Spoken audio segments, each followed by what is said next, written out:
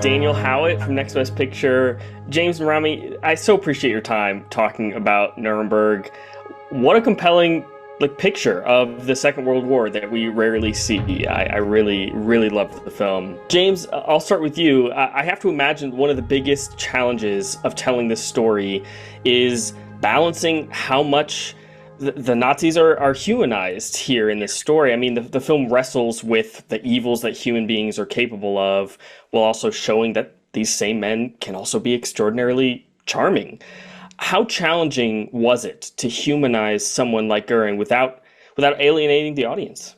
I mean, I think it's one of the things. First of all, thank you so much, and thank you for having us. It's one of the things that really drew me to the piece in the first place was the idea of this psychiatrist who's sort of been given this opportunity where the highest ranking living Nazis kind of dropped into his lap.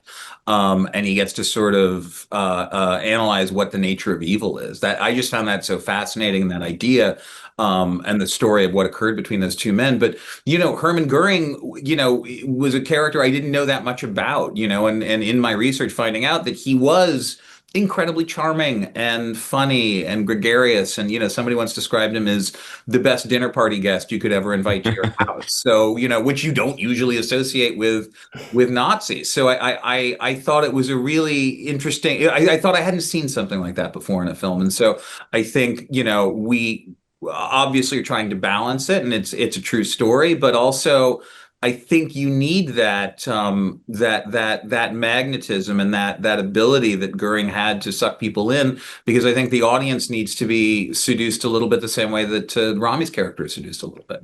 Yeah, to that end, Rami, your character is seduced a little bit by Göring. He grows close, and they have a lot of interactions in this film. Did you find Douglas's empathy, if that's the right word, for Göring a challenge?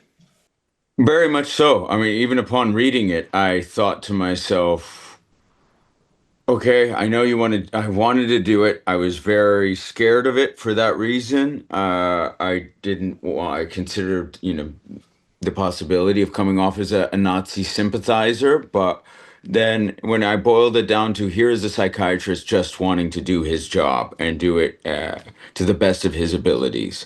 I thought, okay, you have to remove yourself from all of that. If he becomes enamored, enchanted, intoxicated by this man, that's the story you're telling, and it is historically accurate. So you have that to fall back on as well. But I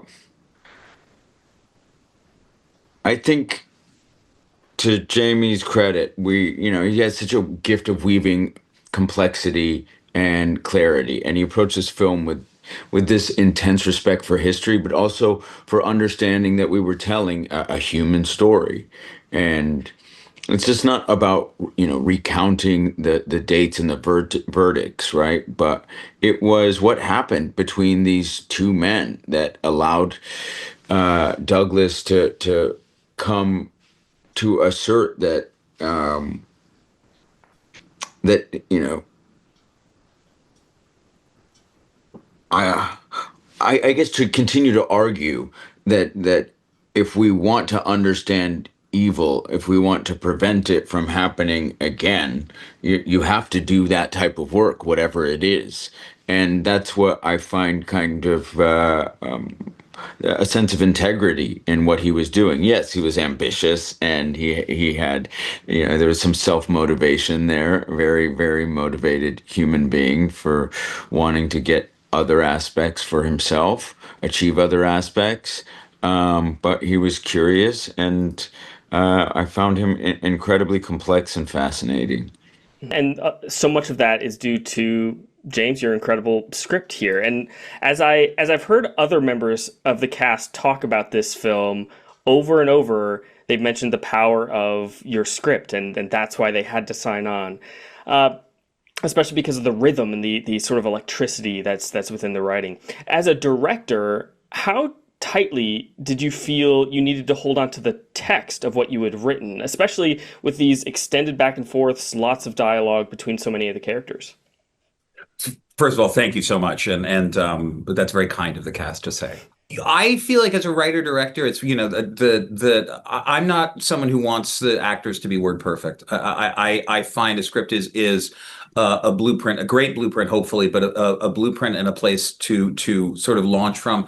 There was not we weren't throwing scenes out, we weren't reworking every single thing on the day. It certainly wasn't a situation like that. A lot of it stayed the same. But I also, I love this cast and I love working with actors who come with ideas and come with points of view and use their experience and their time playing different characters to come with it. So I always sort of feel like if we do is get the version I have in my head on film, that day's a failure. You know what I mean? That should be the baseline, and then we should try and work above it and really sort of find the truth on the day, which is sort of the job. So I always like to sort of talk to, and every actors are different. Some people were very much I want to get every single word right. Some people were I think I could say it a little differently. Some people were I can do that with a look. Everybody's kind of different in terms of how they work, but that's the great thing about this job is getting to work with all of these different artists and through their process, hopefully come to something together that we're all very proud of. Rami, you laughed with the saying an actor can do it with a look. Was that you? Is he talking about you there? Possibly. It could be a number of us. It resonated with me. You know what? I will say this. I'm usually trying to discard dialogue, but I didn't never really wanted to in this particular film. In fact, I kept arguing that we should stick to the script as much as possible because it was so precise, so well written, so well crafted. There are beats that balance incredible tension with moments of what you need as an audience is a release. And, James often brings this up that even in the darkest of times, we find ways to laugh. We need to. And I remember being in Toronto watching the very opening of this and of the film and didn't know what to expect from the audience. And it did elicit laughter at the beginning. And I think maybe people would have been questioning how they feel about that, knowing the title of the film. But it was necessary for where we were going, and the complexities and the atrocities that you were going to visit and perhaps revisit. But it was just so expertly woven together that I did not want to touch a single word. Usually, I will sometimes want to Steve McQueen it and say, yeah, I can take, you don't need that paragraph. My eyes can be very expressive. He's got a good look. I mean, he knows what he's talking about. Well, I know throughout the making of Nuremberg for both of you, there are probably many things you learned about this period that surprised you, but I'm actually curious about what you felt while making it. Was there anything about inhabiting this chapter of history that especially stayed with you or surprised you more emotionally rather than factually?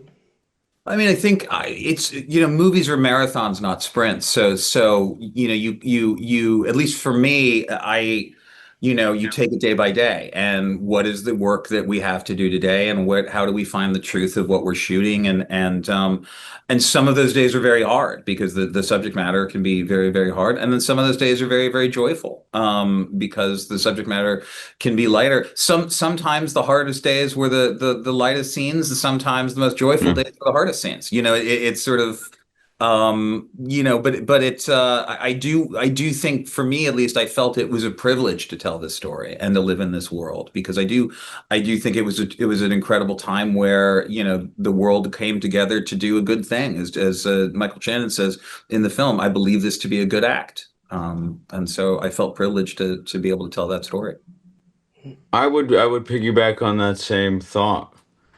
Uh, I keep in the Q&As just it doesn't feel saccharine in saying it or overzealous, but I feel profoundly proud of what we were able to accomplish and that people are going to see this film in this period of time. And people are saying that it's extremely timely, but it will always be timely. And And I guess what struck me about Nuremberg, it's not just about the past. It was about setting a foundation for how the world confronts atrocity, truth, and accountability. And there were so many questions. How do we seek justice? How do we face uncomfortable truths? How do we protect human dignity? And that's what sticks with me, is that they're just as urgent today as they were then. And being in that courtroom, watching those scenes, being in